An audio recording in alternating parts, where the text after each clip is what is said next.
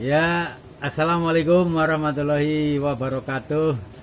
Alhamdulillah kita siang ini masih ngaji bareng dengan Kang Jarwo nih di sini. Tadi tema yang pertama kita tentang sabar ya. Nah ini kita mau ngobrol lagi nih Kang. Ngobrol lagi gini. Kemarin itu saya ada sebuah kejadian menarik gitu ya. Ada seorang dokter, dia kaya raya gitu kan, dokter kaya raya, dan dia punya villa di sini, di daerah sini lah, daerah Baturetin begitu. Nah, dia bercerita bahwa dia dokter yang punya rumah sakit ada 2 di Banyumas dan di daerah Jawa Barat begitu loh. Rumahnya banyak gitu kan, dan salah satunya adalah punya villa di Baturetin. Dia cerita bahwa villa itu selama dia beli hampir 22 tahun, dia baru menempatin 11 kali gitu loh. Gitu. Nah, terus katanya itu dia hidup itu tidur tuh banyaknya seringnya di mobil gitu loh. Gitu.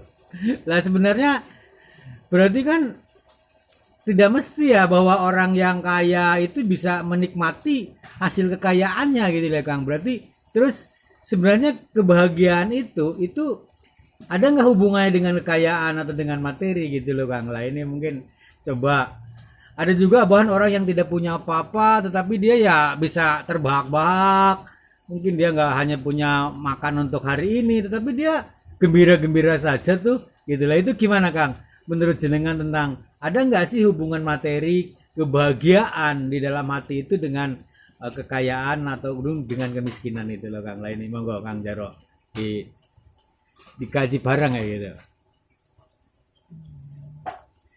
Ya, pada prinsipnya itu bahagia itu ada 2 macam kan. Bahagia secara lahiriah dan bahagia secara batiniah atau ruhani lah. Ruhani itu artinya ruh, dari asal kata ruh dan aini, jadi mata batin. Jadi pada dasarnya kenapa sih bahagia itu lebih dikonotasikan kepada materi? Iya. Boleh, karena apa? Di saat aku melihat orang kok kayaknya senang temen ya, enak temen ya, punya mobil, punya villa, punya apapun lah. Iya. Karena apa?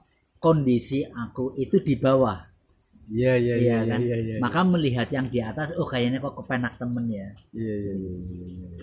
Tetapi bisa jadi di saat orang itu di puncak ketinggian itu, nah kayaknya ayam temen ya, bisa turun nang becak, bisa ayam, bisa kepenak kan?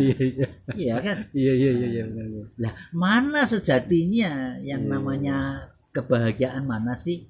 Iya.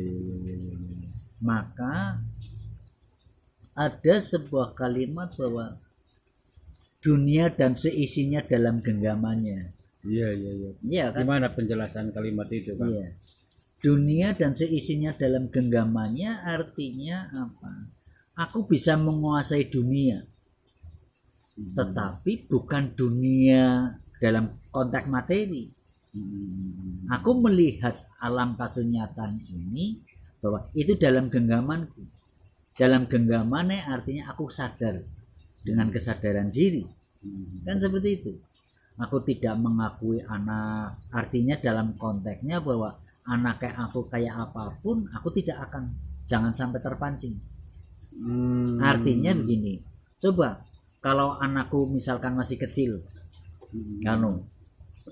dia menjadikan rekasa, akhirnya, aduh, bagaimana ya supaya bisa sembuh ya, itu berarti masih kemelekatan, kan seperti itu.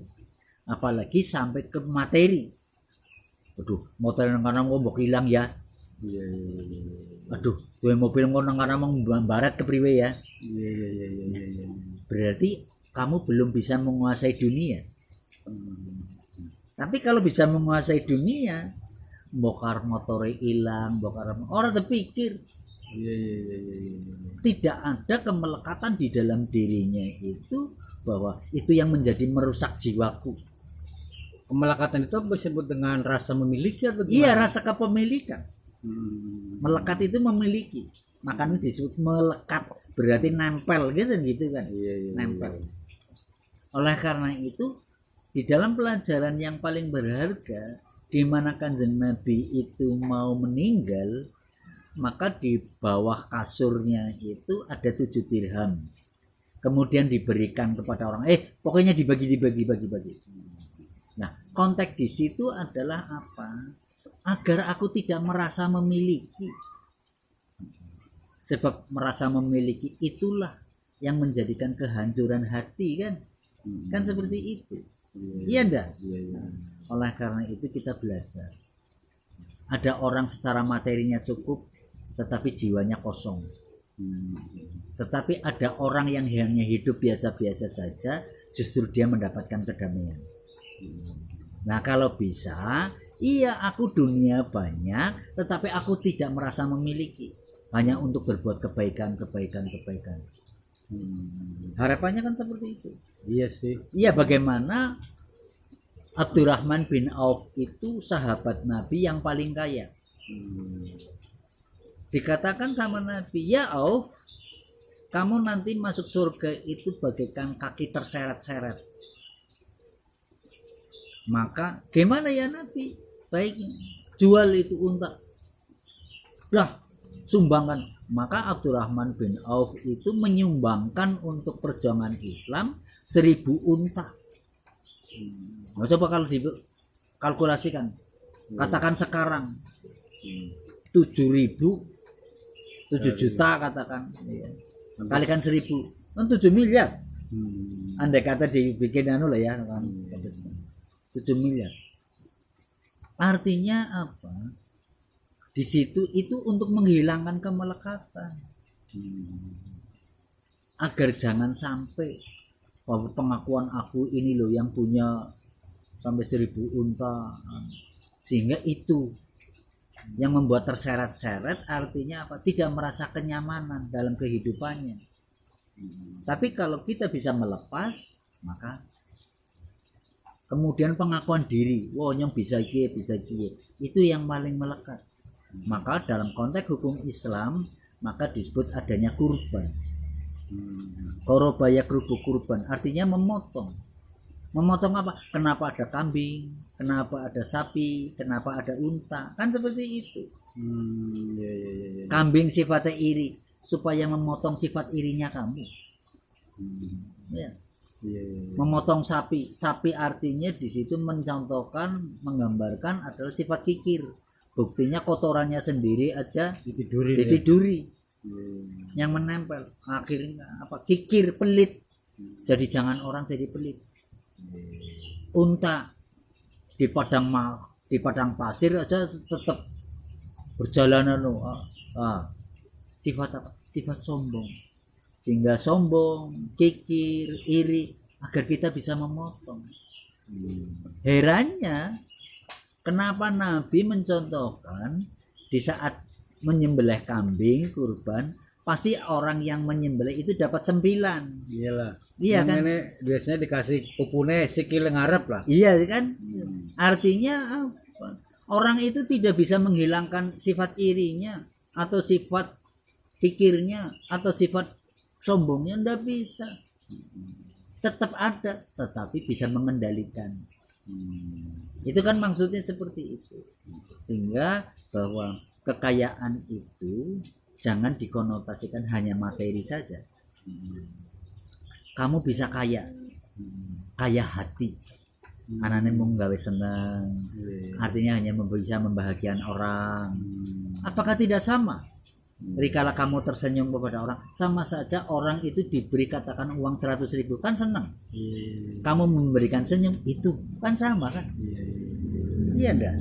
Lalu sebenarnya hakikat kebahagiaan itu apa, Kang? Hakikat kebahagiaan apa? Bahagia itu artinya bahwa aku tidak ada sesuatu apapun yang ada di sini, tidak dalam diriku itu, kecuali adalah rasa kegembiraan. Iya. Iya kan? Ya kan kita tidak mesti gembira gitu kan, ada sedih gitu. Berarti kan mestinya ada bagaimana sih kita kiat-kiat supaya kita, atau mungkin ada kunci-kunci supaya kita terus bahagia, kunci bahagia gitu loh Bang. Iya. Iya, Iya. kunci bahagia. Kunci bahagia apa sih? Iya kan? iya. Kunci bahagia adalah aku tidak merasa kan. Iya. Makanya apa? Iman manusia itu kadang-kadang naik, kadang-kadang turun. Bukti nyata, kadang-kadang kepenak, kadang-kadang orang. Iya kan? Iman seseorang itu pasti akan dinamis, kadang naik, kadang turun. Apa enggak kayak saya juga mengalami kan? Kadang-kadang turun, dibikin jengkelan, pasti muncul, tetapi jenjang cepat naik. Kan seperti itu. Jangan akhirnya begitu ada orang yang menghujat saya, dipikir nanti gering, nanti kesel, nanti kita akhirnya membicarakan orang yang jahat terus. Mana fungsinya dalam menata hati ini ya? Berarti bisa nggak salah satu kunci bahagia itu kita menerima apapun yang menjadi keputusannya Gusti Allah, begitu ya mungkin ya, atau gimana? Iya, sekarang apa? Keputusannya Gusti itu yang keputusan yang bagaimana? Ya misalnya ketika misalnya kita diberi susah ya kita tetap gembira gitu loh Bang, diberi sana kayak gitu, seperti itu mau kira-kira atau gimana? Iya, Tuhan memberikan rasa kesusahan berarti kan hanya yang dirasa saja kan? Iya sih, iya kan? dirasa. Hanya dirasa. Iya. Bagaimana aku bisa mengolah rasa? Iya. Agar aku tetap bahagia. Iya. Kan seperti itu. Jadi kesusahan itu bisa di ini ya dijadikan kebahagiaan sebenarnya. Ya bisa. Iya. Makanya hanya di tingkat kesadaran saja. Kalau orang menyadari bahwa sebenarnya tidak ada susah. Iya kan? Sebenarnya tidak ada. Yang membuat susah siapa? Ya dirimu sendiri kan. Iya. Siapa yang membuat takut? Ya dirimu sendiri kan. Siapa yang membuat khawatir? Ya dirimu sendiri kan. Kembali ke bawah. Manusia pada dasarnya, makanya pada saat nanti di yaumul mizan, yaumul hisab, pasti nafsi-nafsi. Iya kan? Dewek-dewek ya. Dewek-dewek. Iya. Sendiri-sendiri. Nggak mungkin di hisab rombongan orang anak.